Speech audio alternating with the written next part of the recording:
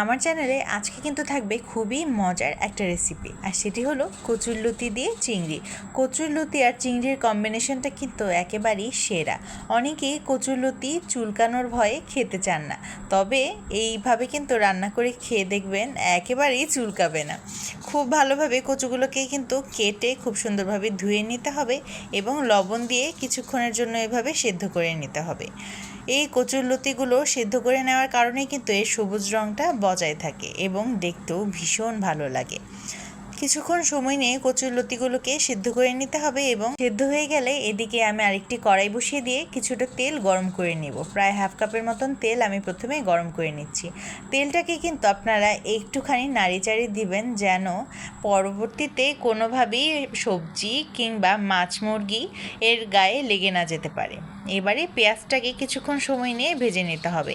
পেঁয়াজ কুচি কিছুটা ভাজা ভাজা হয়ে গেলে এর মধ্যে দিয়ে দিচ্ছি 1 চা চামচ করে হলুদ, মরিচ এবং ধনিয়ার গুঁড়া। এবারে সব কিছু খুব সুন্দরভাবে মিশিয়ে নিতে হবে। 1 চা চামচ পরিমাণ লবণও আমি এখানে ব্যবহার করেছি। মশলাটাকে এবারে কিছুক্ষণ সময় ধরে কষিয়ে নিতে হবে। কিছুক্ষণ সময় ধরে মশলা কষানো হয়ে গেলে কিন্তু এর মধ্যে প্রথমে ধুয়ে রাখা চিংড়ি মাছগুলোকে দিয়ে দিতে হবে। এবারে চিংড়ি মাছগুলোকে এই মশলার মধ্যে কিছুক্ষণ কষিয়ে নিতে হবে। এই স্টেপটা কিন্তু আপনারা অবশ্যই মেনটেন করার চেষ্টা করবেন।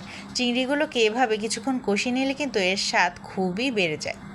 আমার তো চিংড়ি মাছ যেভাবেই রান্না করা হোক না কেন ভীষণ ভালো লাগে, আর কচুরলতিতে যদি চিংড়ি মাছ হয় তবে তো কোনো কথাই নেই।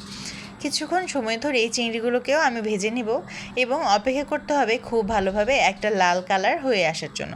যখন দেখবেন মাছগুলোর মধ্যে একটা সুন্দর লাল কালার চলে এসেছে, তখনই এইভাবে ভাপিয়ে নেওয়া লতিগুলোকে দিয়ে দিতে হবে।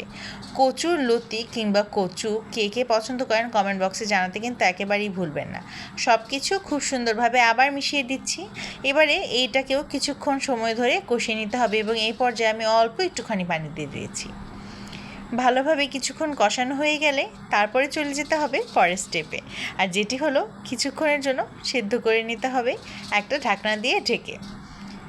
মজাদার এই কচুরলতি কিন্তু অনেকে রান্না করতেই চান না, কারণ তাদের কাছে অনেক হ্যাসেল মনে হয় এবং চুলকানোর ভয়তে কেউ খেতেই চান না। তাদের জন্যই কিন্তু আমি সবার আগেই এই টিপসটা দিয়ে দিয়েছিলাম যে কচুরলতিগুলোকে একটু লবণ পানিতে খুব ভালোভাবে কিছুক্ষণ সময় নিয়ে সেদ্ধ করে নিতে হবে। এতে করে কিন্তু ভাপিয়ে নেওয়ার ফলে কচুরলতিতে যে একটা চুলকানো ভাব থাকে সেটা আর হবে না, গলাও চুলকাবে না, আবার আপনাদের মনেও খচখচ করবে না। কিছুক্ষণ এভাবে লতিগুলো কষিয়ে নেওয়ার পরে পর্যায়ে 1 কাপ পরিমাণ পানি দিয়ে ঢেকে দিলাম। এখানে কিন্তু 3-4টে কাঁচামরিচও আমি দিয়ে দিয়েছিলাম। এবারে আরও একটুক্ষণ পর ঢাকনাটাকে তুলে একটুখানি নেড়েচেড়ে আবার ঢেকে দিতে হবে। এই তো রান্না কিন্তু মোটামুটি হয়ে এসেছে। যখন দেখবেন পানি শুকিয়ে এসেছে সেই পর্যায়ে বুঝতে হবে আমাদের রান্না একেবারেই কমপ্লিট। দেখতে খুবই লোভনীয়, খেতেও ভীষণ মজা, আর রান্না করাও কিন্তু আসলে তেমন কোনো বিষয়ই না।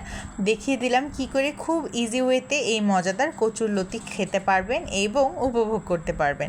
আজকের রেসিপিটি কেমন লাগলো কমেন্ট করে জানাতে কিন্তু একেবারেই ভুলবেন না। রেসিপিটি ভালো লাগলে লাইক কমেন্টের পাশাপাশি একটা শেয়ার করে যেতেও একেবারেই ভুলবেন না। সবাই ভালো থাকবেন, সুস্থ থাকবেন।